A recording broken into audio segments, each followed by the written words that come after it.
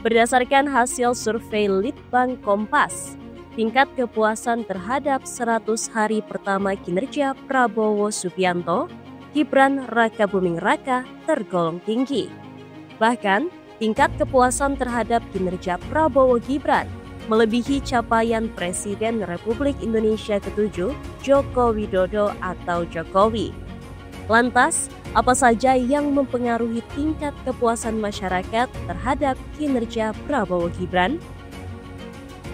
Berdasarkan survei Litbang Kompas terhadap 1.000 responden yang dipilih secara acak menggunakan metode pencuplikan sistematis bertingkat di 38 provinsi Indonesia pada 4 hingga 10 Januari 2025. 80,9% responden menyatakan puas dengan kinerja pemerintahan Prabowo Gibran di 100 hari pertama. Sementara itu, hanya 19,1% responden yang menyatakan tidak puas dengan kinerja pemerintahan di bawah Prabowo Gibran. Tingginya tingkat kepuasan tersebut sejalan dengan tingginya tingkat keyakinan responden terhadap kinerja pemerintahan Prabowo Gibran selanjutnya. Hal itu terlihat dari 89,4 responden yang menyatakan yakin, sedangkan yang tidak yakin hanya 10,6% responden. Tingginya tingkat kepuasan publik pada 100 hari pemerintahan Prabowo Gibran terlihat dari penilaian publik pada kinerja di bidang politik dan keamanan atau Polkam. Hasil survei Litbang Kompas, tingkat kepuasan masyarakat terhadap bidang politik keamanan mencapai 85,8%.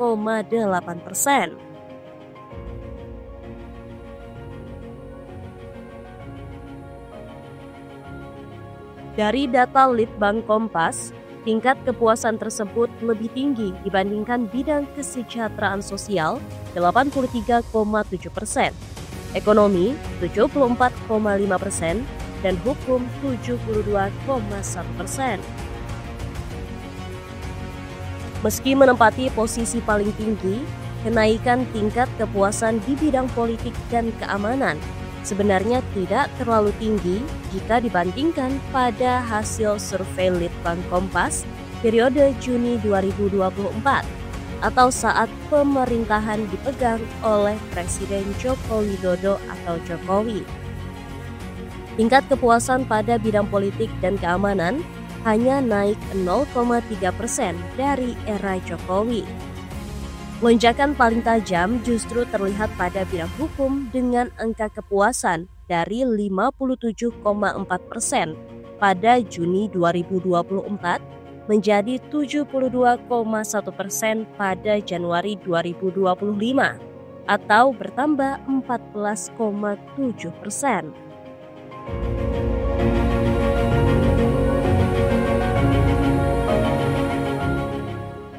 Sementara itu, tingkat kepuasan di bidang ekonomi berada di angka 74,5% atau naik 9,4% dari Juni tahun lalu, dan kesejahteraan sosial 83,7% atau naik 1,7%.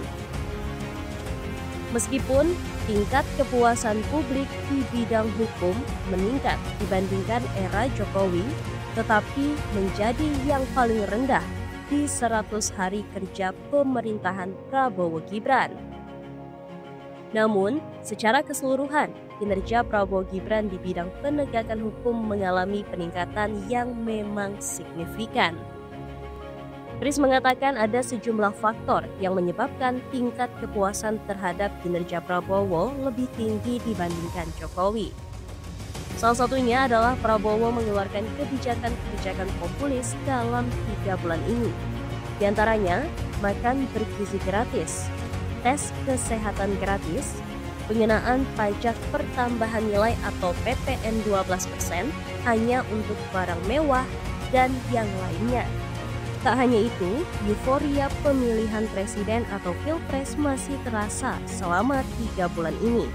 Apalagi, Kris mengatakan Pilpres 2024 tidak menyebabkan polarisasi di masyarakat. Kondisi ini berbeda dengan Pilpres 2014 dan 2019, di mana pendukung Jokowi dan Prabowo terfragmentasi. Tris menyebut isu keberlanjutan program dari Presiden Jokowi ke Presiden Prabowo juga membuat tingkat kepuasan publik tinggi.